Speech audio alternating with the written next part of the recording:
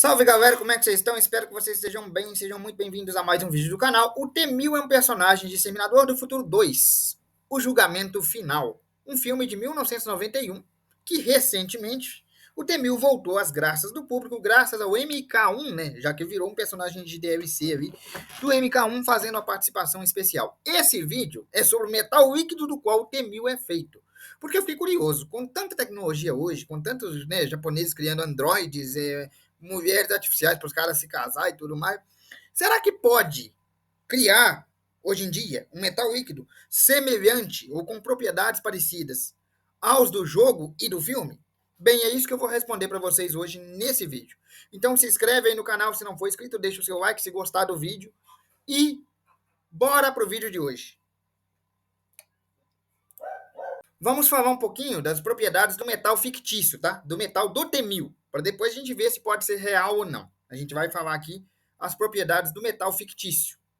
O metal líquido, que é a construção do T-1000, é um metal da ficção que tem os conceitos muito interessantes. Esse metal concede ao T-1000 algumas habilidades especiais.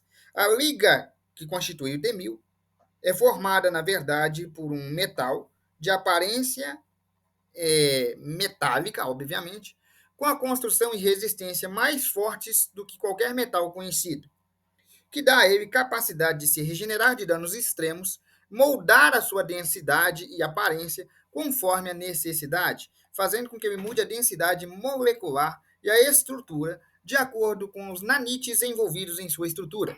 Nanites esses que são pequenos robôs microscópicos que se comunicam de forma muito rápida, fazendo com que os circuitos do T-1000 enviem informações e façam com que mude, né, os componentes físicos do metal líquido. É como se fossem neurônios dentro dele. Nanite é uma tecnologia muito mencionada em cultura pop no geral. São micro-robôs que fazem, né, informações rápidas e conseguem se regenerar, se conversar. São como neurônios. No caso do T-1000, eles atuam como neurônios, porque o T-1000 imagina o que quer, né, o formato que quer, e esses nanites se conversam entre si e convertem aquele formato, por exemplo, transformando o braço dele em uma lâmina, ou gerando uma arma para ele, ou reconstituindo partes do corpo que foram danificadas, fazendo com que ele possa sobreviver a explosões, tomar tiros e coisas do tal, sem tomar um dano severo. Tudo isso veio dos nanites. O metal líquido permite que ele molde a sua densidade, inclusive chegando em estado líquido de fato. Tá? Ele pode se interfazer e passar por gretas, alguma coisa desse tipo, ou portas fechadas e invadir locais. Mas, de novo, esse é um metal líquido ficcional. A minha pergunta é: isso é possível? Alguns metais que existem no mundo real, quando hiperaquecidos, podem sim se liquefazer. Exemplo, o galho, que chega a derreter acima de 30 graus, ficando líquido, e também o mercúrio, que é o mais conhecido, que é o que o T-1000 usa, tá? A estrutura do T-1000 é baseada em mercúrio, que é um metal real, que realmente pode se liquefazer. E ele tem propriedades tóxicas e não poderia ser usada em estruturas metálicas que os humanos teriam contato. Ou seja, o fato de o T-1000 ter sido usado com base em mercúrio é puramente ficcional. Porque apesar do mercúrio poder se liquefazer, se um humano real tivesse contato com uma estrutura de mercúrio, era tóxico e poderia matar o humano. Né? Então é um risco. Um risco que nenhum cientista ou engenheiro vai querer correr. Tem outra coisa. Apesar do T-1000 ser baseado num metal que especificamente poderia, sim, ser liquefeito, que é o mercúrio, né? As nanites que eles fazem para justificar aquelas mudanças todas com metais inteligentes simplesmente não existem. Isso mesmo.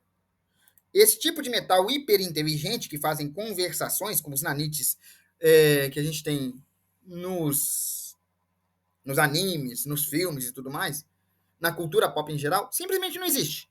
Nenhum tipo de metal pode converter, nenhum tipo de robô ou micro-robô pode converter informações tão rápido e nem fazer esse tipo de acesso, como fazem no metal líquido do T-1000 ou como fazem no Mutante Rex, por exemplo. Não dá para fazer. Esse tipo de tecnologia não existe. No mundo real, a gente tem robôs muito bem desenvolvidos. Eu já falei aqui um pouco de robótica no canal. Só que não chega ao nível do T-1000. Por que não chega ao nível do T1000? Porque esses robôs que a gente está falando não conseguem recriar a mente humana. Eles chegam próximo, mas não conseguem recriar a mente humana. E também não são tão inteligentes quanto o T1000. O T1000 tem uma programação para capturar um determinado alvo e ele faz o que for possível para capturar esse determinado alvo. Então, uma vez tendo a programação, o T1000 vai agir de forma independente para cumprir essa programação. Se você tiver um robô, tipo a Sofia, que é um dos mais sofisticados que a gente tem hoje, ele imita, sim, expressões humanas, imita conversas humanas e tudo mais, muito bem. Ele imita muito bem um ser humano. Mas ele não consegue fazer o que o T-1000 faz. Por causa de uma lei muito simples, que é a lei da robótica, ou lei de Asimov. Que se não tivesse essa lei também a gente não estaria seguro, né? A gente estaria muito perto de um Detroit. Resumo, considerando a tecnologia atual, as limitações atuais que a gente enfrenta e o nível de tecnologia que o T-1000 representa, a gente pode considerar que a gente está, no mínimo, a 50 anos de alguém do nível do T-1000, né? De um Android do nível do T-1000. A 50 anos do nível do T-1000. Isso se o exponencial tecnológico não ampliar com grandes capacidades, porque se tiver maiores capacidades, a gente pode ter uma dilatação desse tempo. Mas com o exponencial tecnológico avançando do nível que está, a gente está a 50 anos de um T-1000 funcional. E, sinceramente, eu não estou com pressa. Você tá? Bom, galera, eu vou ficando por aqui. Espero que vocês tenham gostado do vídeo. Um abraço, fiquem com Deus e até amanhã. Amanhã a gente volta com outro vídeo aqui do canal, nesse mesmo horário e nesse mesmo canal. Todos os dias, às 9 horas da manhã, vocês têm vídeos nerd e conteúdo específico para vocês. Espero que vocês tenham gostado. Um abraço e até amanhã. Lembrando, comenta aí nos comentários o que você acha. Deixa aí sua opinião. E fala com a gente aí, conversa sobre se você quer ter um T-1000 nos próximos 50 anos, se você acha que eu fiz uma estimativa, né? Que a estimativa está muito longa, se você acha que vem antes, justifica a sua opinião, dá uma dissertada aí, vamos ver o que você acha.